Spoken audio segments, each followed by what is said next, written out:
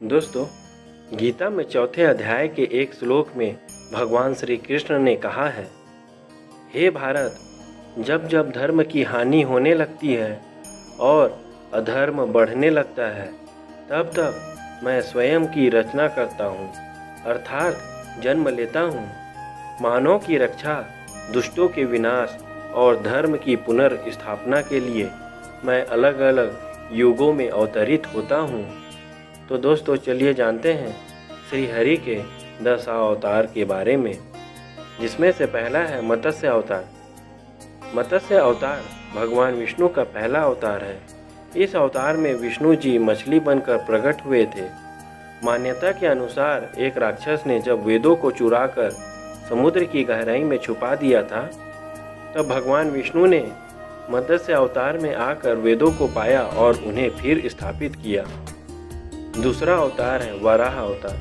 वराह अवतार हिंदू धर्म ग्रंथों के अनुसार भगवान विष्णु के 10 अवतारों में से दूसरा अवतार है। इस अवतार में भगवान ने सुअर का रूप धारण करके हिरण्याक्ष राक्षस का वध किया था।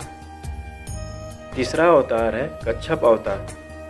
कूर्म अवतार को कच्छप अवतार भी कहते हैं। इसमें भगवान विष्णु कछुआ बनकर प्रकट हुए थे। कच्छप अवतार में श्री हरि ने क्षीर सागर के समुद्र मंथन में मंदर पर्वत को अपने कवच पर रखकर संभाला था। मंथन में भगवान विष्णु मंदर पर्वत और वासुकी सर्प की मदद से देवताओं और राक्षसों ने 14 रत्न पाए थे। चौथा है नरसिंह अवतार। ग्रंथों के अनुसार भगवान विष्णु के 10 अवतारों में से चौथा अवतार नरसिंह अवतार है। इस अवतार में लक्ष्मीपति नरसिंह मतलब आधे शेर और आधे मनुष्य बनकर प्रकट हुए थे। इसमें भगवान का चेहरा शेर का था और शरीर इंसान का था। नरसिंह अवतार में उन्होंने अपने भक्त प्रहलाद की रक्षा के लिए उसके पिता राक्षस हिरण्याकश्यप को मारा था। पांचवा है वामन अवतार। भगवान विष्णु पांचवा अवतार है वामन। इसमें भगवान ब्राह्मण बालक के रूप में धरती पर आए थे और प्रहलाद के पौत्र राजा बलि से दान में 3 पद धरती मांगी थी। 3 कदम में वामन ने अपने पैर से तीनों लोक नाप कर राजा बलि का घमंड तोड़ा था। छठवां अवतार है परशुराम अवतार। विष्णु के अवतार परशुराम राजा प्रसेनजीत की बेटी रेणुका और भृगुवंशीय जमदग्नि के पुत्र थे। 10 अवतारों में से वह 6वां अवतार थे।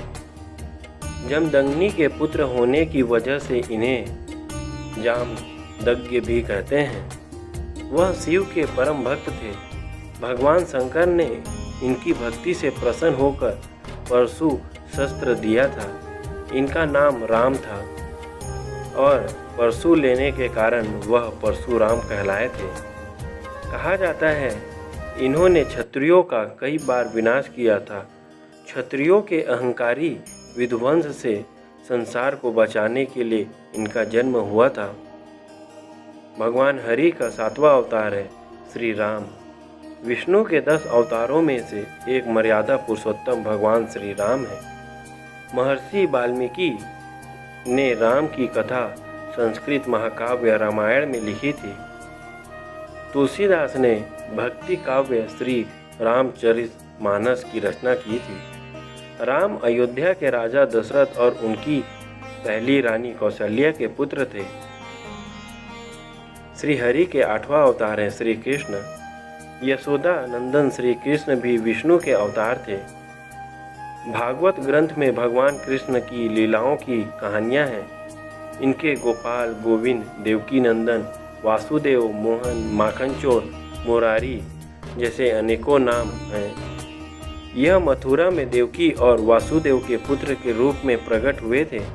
श्री कृष्ण की महाभारत के युद्ध में बहुत बड़ी भूमिका थी। वह इस युद्ध में अर्जुन के सारथी थे। उनकी बहन सुभद्रा अर्जुन की पत्नी थी। उन्होंने युद्ध से पहले अर्जुन को गीता उपदेश दिया था। श्री हरि के 9वां अवतार है भगवान बुद्ध।